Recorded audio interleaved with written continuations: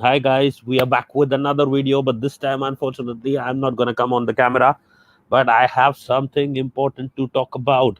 And what is this important thing? It is the line-up for the current game, Arsenal versus Sheffield United. But before we go ahead, I would just like to give a big shout out to David Moyes and West Ham who have turned things around, and they are leading Leicester City by 2 goals to nil.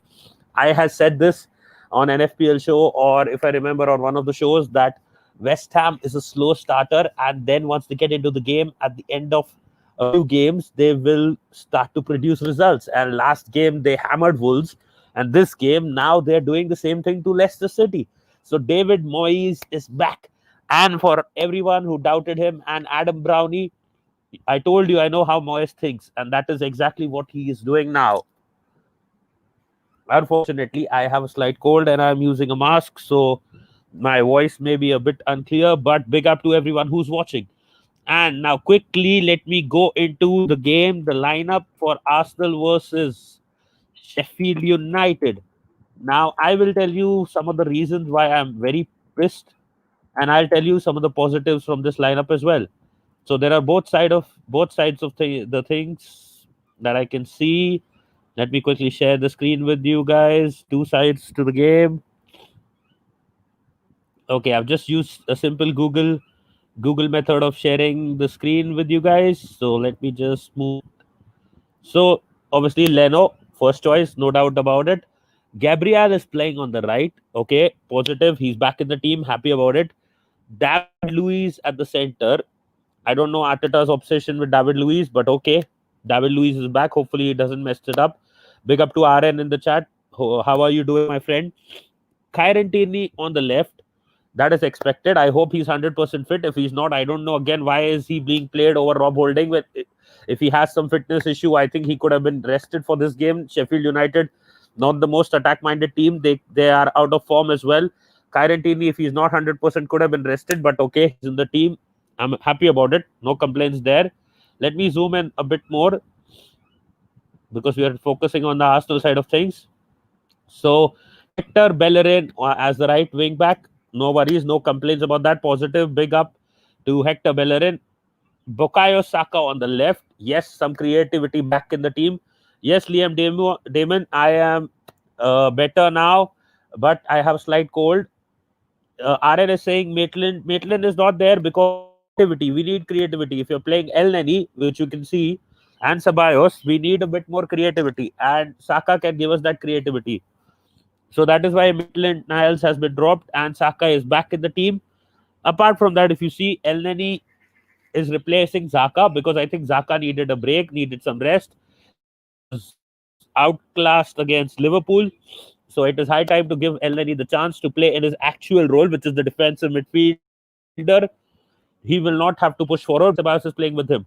I am very happy to see this because this is exactly what El Neni needed. A few games in his actual role, not in the creative side of role, but his actual role, which is playing as a defensive midfielder, not a ball carrying midfielder. Danny Ceballos is the ball carrier. El Neni is a defensive midfielder who will stand his ground. Who will play at the base of the midfield. So this is very good to see. Apart from that, Willian, as expected, Pepe is crap. He's not being able to deliver. Aubameyang back. What the fuck is this? Eddie Nketiah over a guy who's not playing that well. I can understand played against Liverpool, but the guy is scoring in every damn game. He's not even a French international. Why will you drop Alexander Lacazette? What the fuck is wrong with Arteta? What the hell is he thinking? He's getting his fucking, you can say his illegitimate son Eddie Nketiah into the game every single damn time. I can understand if you use him as a substitute and get him on at halftime or get him on at 60 minutes. But why will you drop the player who's scoring in every damn game? Sheffield United is a physical team, a physical side. Sheffield United likes to bully the teams around, and you are getting the kid who is not even a man yet. You can say he's a footballing capabilities. The guy isn't even a man, and you are trying to get him into the team, replacing the only guy who's the actual side of your attack, the physical player in your attack, the only one guy. Unless there is an injury, which I've not heard so far of, If you say this is tactical, this is a tactical change, this is tactical bullshit. Eddie Nketiah does not deserve to be in that team right now because of the fact that he's a decent player, but he is not physical. Sheffield United is known to be a physical side. Are we playing for a goalless draw? Are we again playing for a nil-nil draw? What the hell is Arteta doing with respect to these changes? I can understand that you want to play El Neni there, you want to play Ceballos there, you want to play them together. Saka coming in again positive.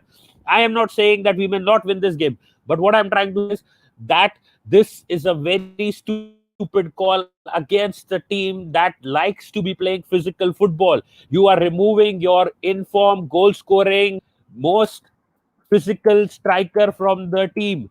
Why are you doing that?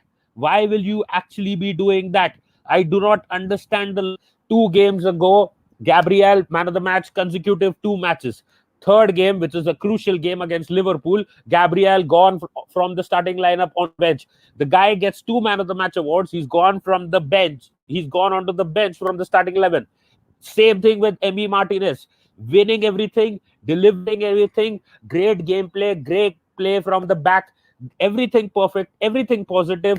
Sold to Aston Villa, and you bring in Berlino, who can't dribble, who doesn't have the physical presence, who can't catch the ball. What is going on? I am not saying Arteta out, but what am I trying to say is these illogical, stupid decisions need to stop. You want to get Eddie into a game, get him into a game in the League Cup, get him into a game in the FA Cup, get him into a game in the Europa League group stages. What are you doing? Why are you bringing him in the league against the Sheffield United team that is known for their physicality and taking out your most physical Arsenal forward? What is going on here? Can someone tell me, is this Arteta or is this Pep Guardiola 2.0? The guy can't even beat Leeds now. That is the situation with Pep. But what is going on with respect to these team changes? I'm seriously confused. I understand you wanted to rest Zaka. I understand that. That is okay. At one point of time, you said your Cedric is your best fullback. Now you don't even use Cedric properly. He looks so bad because of that, because he's not playing regular football. In the League Cup, he was wasted. Ainsley is your preferred player. Again, if you want to give someone rest, you can probably rest Bellerin then. But no, he's not being rested again. Apart from that, the main focus right now is if Eddie fails today, because Sheffield, as I said, is a very physical team, Arteta will have himself destroyed the boys' confidence. Why will you get him in a league game against a physical side that will be out to bully you completely and will try to push you back? They will try to dominate through physical presence, through their physical presence. And RN is saying, lol, you're making me laugh. And he's saying you could be the next manager. I was planning to work on the coaching side of things at one point of time, but let's see, not yet, but maybe someday. But the main thing is, I am happy about the fact that he has finally realized that Saka has the creativity, and we need creativity because we lacked it in the last game. Second thing, he has realized positively that Danny Ceballos needs to be there as well, because again, creativity. And El Neni has replaced Zaka, who's be looking weak against Liverpool. I'm very happy about those things. But then against about Eddie, I hope that he performs today. I hope that he delivers today, because if he doesn't, the boy is going to lose his confidence. He's really going to lose his confidence. And if that happens, it will be really hurtful for us, because we have only Lacazette right now. Martinelli is injured. And with Martinelli injured, we don't have a backup striker anywhere. We have Balogun, but they're not going to play. So that is the only problem. We have only Martinelli with us, Gabriel Martinelli, but he's injured, and he too prefers to play on the wings. Own comments. So if Eddie fails, then we go back to Lacazette. And if that happens today, Arteta will have chewed a lot more than what he can actually chew on. So I hope that his call to play Eddie works out for him. Otherwise, he's going to get a lot of criticism, not just from me, but from the fans as well. With respect to David Luiz, I still don't understand why is he being favored when he's about to leave at the end of the year. I get the feeling if Rob Holding is supposedly going to stay longer at the club than David Luiz, I think Rob Holding should have been there along with Gabriel, and David Luiz should be on the bench. He's a backup. He's not a first choice anymore. He's a backup. Yes, I can understand he has a decent outlet of passes, but even Gabriel was playing those passes with the left foot. If you saw in the first two games, even Gabriel can play those long balls. Even Karen Tierney can play those long balls. We got so many defensive outlets of long passes and through ball passes. So we do not need David Luiz unless we really need him. He can play in the League Cup. He does not need to start in the league. I don't know why Arteta is favoring him. And Rob Holding looked decent and he prefers the right side. Gabriel was playing central. David Luiz is also central. Now you have pushed Gabriel to the right. I don't know how he will perform, but for Arteta's sake, I hope that he has not messed up things too much. Because if I remember Arsenal versus Fulham, I'm quickly just loading the lineup and just confirming for you guys as well. If I remember the Arsenal versus Fulham lineup, I think Gabriel was at the center of. Yes, Gabriel was at the center, and now all of a sudden he has been pushed to right center back RCB. Now, for Arteta's sake, I hope he perform the same way that he did at CB, and he can produce the similar performance. If not, if he's poor today and he is not able to cope up with that role, then unfortunately Arteta will be under the in the firing line, and he will be fired for it on. They will be after him on Twitter and other social media platforms. So these two changes we need to watch out for. One, Gabriel being shifted to right centre back from centre back where he was playing in the first two games, producing man of the match performances. Second, Eddie Nketiah replacing an informed Lacazette, who scored in almost every goal of the game. Yes, and Moinak is in the chat. Big up to you as well. And he's saying against Fulham they were sleek, and he's saying Gabriel, Holding, and Tierney they scored three. See, I understand, but that is the thing. That is why I'm saying I don't know what is this David Luiz oldie charity heritage quota.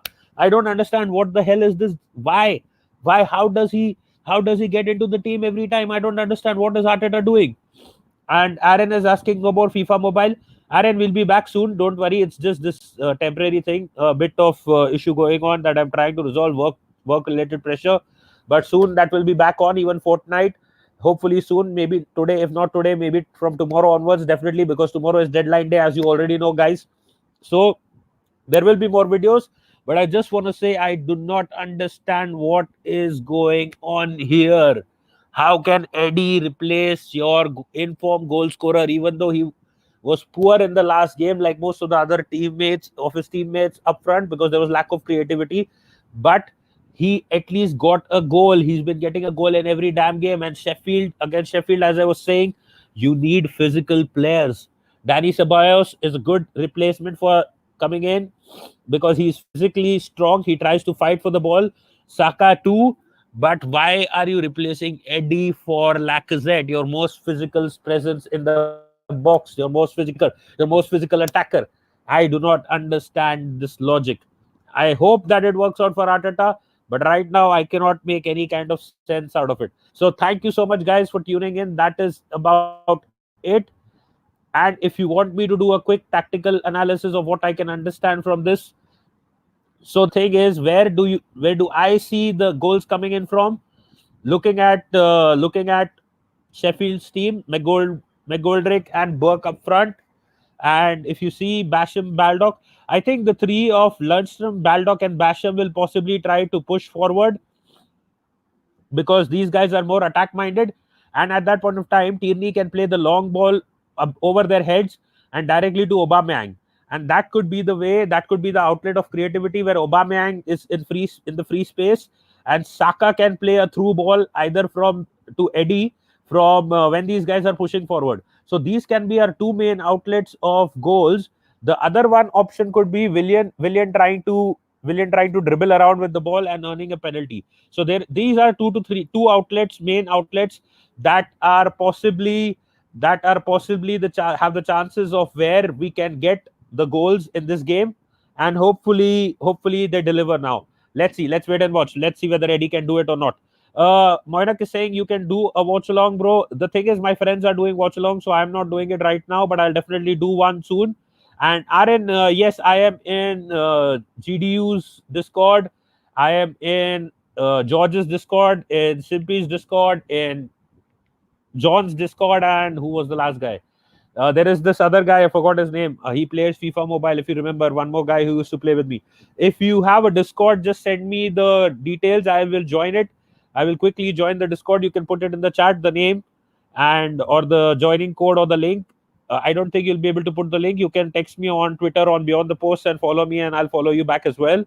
Beyond the Post. And apart from that, yes, if you can put the name of the code of the Discord, like the code that I can join using, then you can put it in the chat as well, and I'll be there. So big up to all you guys. Thank you so much for tuning in. And this was a short video, as I said, about the team. And I hope that Arsenal wins, because if we don't, it's gonna be kind of embarrassing. I mean, we don't expect anything less than 3 points from this game, man. I hope Arteta hasn't fucked it up too much this time. Big up to you guys. Thank you so much for your support. I'll see you soon. Bye, guys.